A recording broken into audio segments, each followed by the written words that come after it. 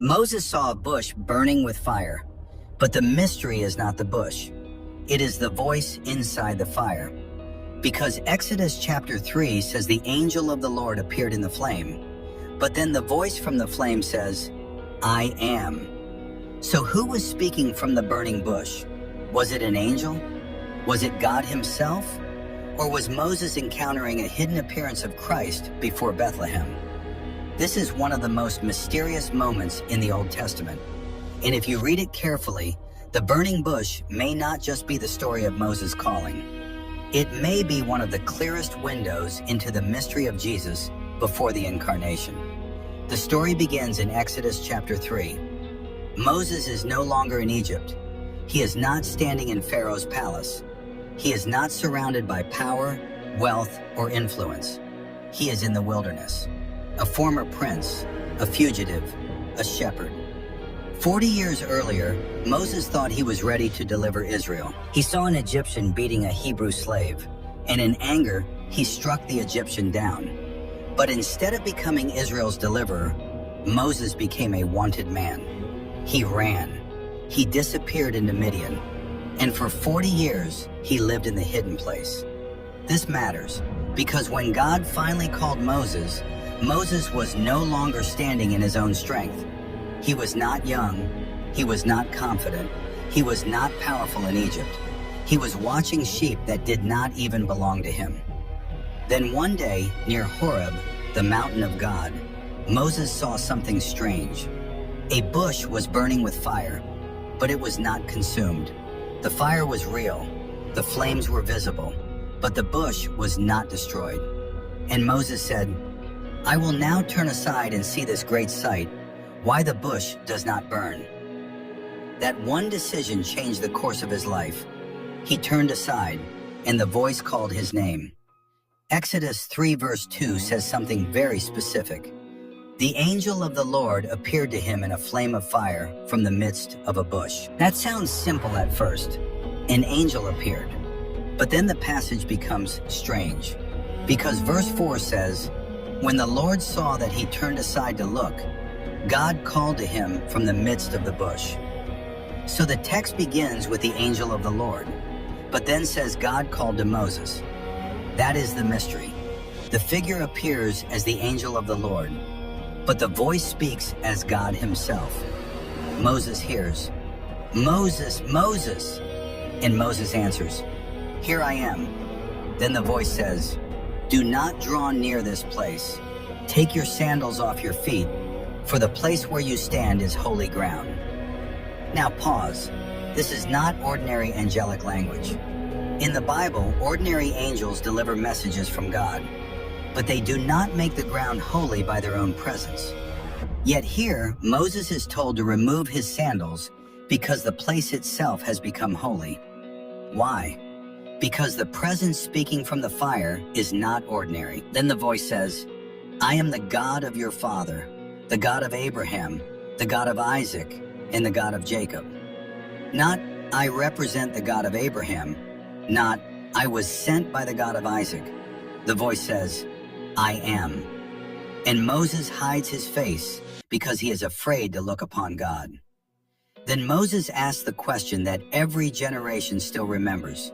He says, When I come to the children of Israel and say to them, The God of your fathers has sent me to you, and they say to me, What is his name? What shall I say to them? And God answers, I am who I am. Then he says, Thus you shall say to the children of Israel, I am has sent me to you. This is not just a title, it is a revelation. God is not becoming. God is not created. God does not depend on anything outside himself. He simply is. Before Egypt had a throne, he was. Before Pharaoh had a name, he was. Before Abraham, Isaac, and Jacob had descendants, he was. The burning bush is not just about fire, it is about identity. God reveals himself as the self-existent one, the eternal one, the one who cannot be consumed. And that image is powerful, because the bush burns, but is not destroyed.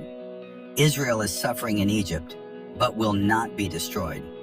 Moses has been reduced in the wilderness, but he has not been destroyed. And one day Christ will enter suffering and death, but he will not be destroyed. So why do many Christians connect the burning bush to Jesus? Because throughout the Old Testament, there are mysterious moments where God appears in visible form. These are often called Christophanies. A Christophany is a visible appearance of Christ before his birth in Bethlehem. Not Jesus incarnate yet, not Jesus born through Mary yet, but the eternal Son appearing before the incarnation. We see this pattern in several places. The Lord appears to Abraham. Jacob wrestles a mysterious man and says, "I have seen God face to face." Joshua meets the commander of the Lord's army and is told to remove his sandals. And here, Moses encounters the angel of the Lord in the fire. But the voice speaks as God. The New King James Bible preserves the tension clearly. The angel of the Lord appears. God speaks. Moses hides his face. The divine name is revealed. That is why this passage has fascinated Christians for centuries. Because the angel of the Lord is not always presented like an ordinary angel. Sometimes he speaks for God. Sometimes he speaks as God. Sometimes he receives reverence that ordinary angels refuse. And in Exodus chapter 3, the mystery becomes impossible to ignore. Now fast forward to the Gospel of John. In John chapter 8, Jesus is speaking with the religious leaders. They challenge him. They question his authority. They connect themselves to Abraham. Then Jesus says something that shocks them. Before Abraham was, I am. Notice what Jesus does not say. He does not say, before Abraham was, I was. That would have simply meant he existed before Abraham. But Jesus says, I am. That is the language of Exodus. That is the name from the fire. And the people understood what he was claiming. That is why they picked up stones to throw at him. They did not think he was making a poetic statement. They understood the claim. Jesus was identifying himself with the divine name. The same mystery revealed to Moses in the wilderness was now standing in human flesh. So was the burning bush actually Jesus? The Bible does not say the name Jesus in Exodus chapter 3, so we should be careful. But the pattern is powerful. The angel of the Lord appears. God speaks from the fire. The ground becomes holy. Moses hides his face. The name I am is revealed. And later, Jesus takes that name upon himself. So this may not just be the story of Moses meeting God. It may be the story of Moses encountering the eternal Son before Bethlehem. And if that is true, then the burning bush becomes even deeper. Because Jesus is not only seen in the manger, he is not only seen at the cross, he is not only seen after the resurrection, he is hidden throughout the whole story. Calling Abraham, wrestling Jacob, speaking to Moses, commanding Joshua, walking with his people long before they understood his name. Moses thought he was looking at a burning bush, but he was really standing before the God who calls broken men into destiny. A fugitive became a deliverer. A shepherd became a prophet. A hidden man became the voice that would confront Pharaoh.